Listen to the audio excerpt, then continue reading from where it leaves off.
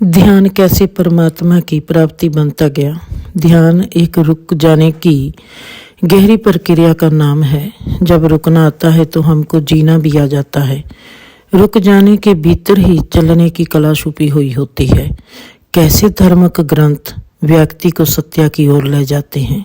मेरा अनुभव, मेरे रुकते हर कदम ने सदा ही मुझे बुद्ध की याद दिलवाई।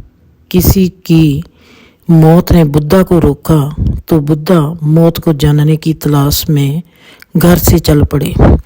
मुझे किसने रोका? ये मेरा सवाल था। समझ ने, आत्मा ने, परमात्मा ने, मेरे बीत चुके संस्कारों ने, या कर्मों के हिसाब ने, या किसी के आशीर्वाद ने। रुकना या ठहर जाना ये व्यक्ति को कैसे चलना सिखाता है। आज तक मैंने खुद को हर घटना में रुकते देखा है। वो रुकना मेरी चेतना से आता है, मेरा होश पर निर्भर है। चेतना वो एहसास जो बहुत ही गहरे चुप में मेरे भीतर चुप करके बैठी है। मैंने सदा उसी की ओर देखा है। वो चेतना सदा मेरे को सुख, शांति, खुशी और आज़ादी देती है।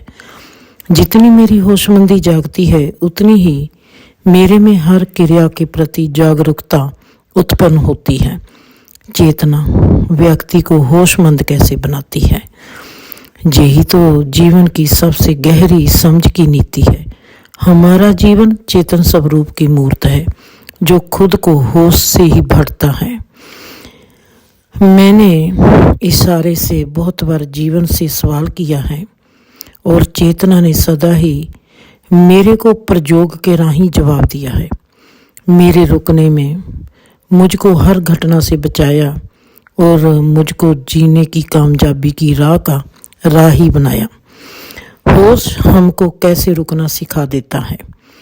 फिर मैंने खुद को सवाल भी किया कि होश में व्यक्ति कैसे और क्यों रुकना शुरू कर देता है। अगर रुक जाने में इतनी खूबसूरती है तो व्यक्ति रुकता क्यों नहीं है? क्योंकि इस खूबसूरती का नाता तो सब इंसानों के साथ होता है, तो सब फिर रुकते क्यों नहीं? फिर मेरा सवाल खुद को ही होता कि मैं कैसे रुक गई और मैं क्यों रुकती चली गई।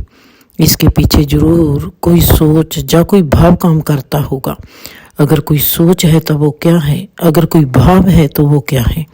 जब आंखों को बंद करके खुद से सवाल पूछती तो जवाब पहले ही मेरे आगे सिर झुकाकर खड़ा होता था। मेरी हल्की सी मुस्कान में ब्रह्मांड के लिए प्यार और धन्यवाद खिल जाता था, क्योंकि मैंने समझ लिया कि मेरी होशमंदी का देखना बहुत ही गहरा है। होशमंदी की नज़र खुद में ही संपूर्णता की नज़र होती है। होश खुद में ही हर नेगेटिव और पॉजिटिव की पार की दृष्टि से भी पार होता है। क्या मौत फिर गहरा रुकना है या गहरे में चलना है? होश की रहस्यमयी अवस्था में जब से मैं अवगत हुई हूँ, मेरे में सदा के लिए जीत जाने की चाहना ने जन्म ले लिया, जो मौत में जाके भी हारना नहीं चाहती थी, और मैं वहाँ से भी जीत जाने की आरजू में जीने लगी। मेरे को 2 दिन की जीत नहीं चाहिए थी। मेरी ये सोच मेरे में चलती ही चली गई। मैं जिंदगी को जीना चाहती थी, किसी भी हिस्से में जीतना नहीं चाहती थी, क्योंकि मैं जीना चाहती थी। संसार की दौड़ जीतने पर लगी थी और कोई जीतता तक नहीं था। अगर कोई थोड़े से सालों तक जीत भी जाता था तो मौत उसको हरा देती थी। सो मेरे में कभी हारने की हिम्मत नहीं थी। सो मैंने वो जीत प्राप्त करनी थी जो कभी हारती नहीं, जिसको मौत भी कभी हरा ना सके। वो जीत या वो दौड़ कौन सी थी? मैं खुद को जीतना चाहती थी।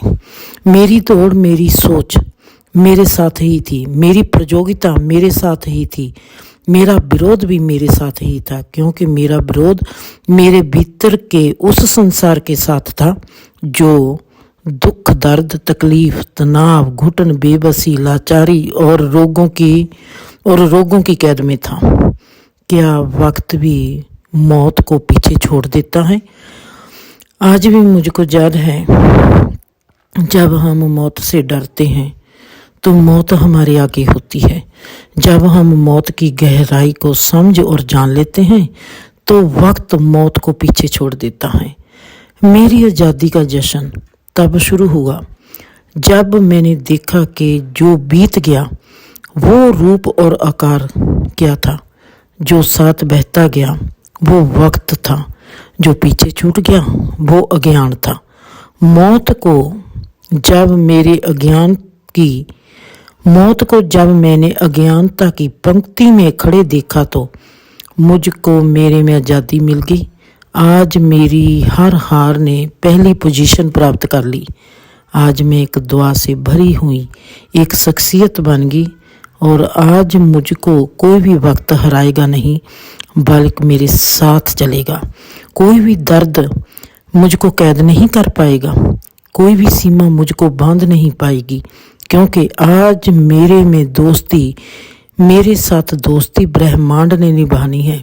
वो दोस्ती जो सबके पार के इनाम की दोस्ती होती है।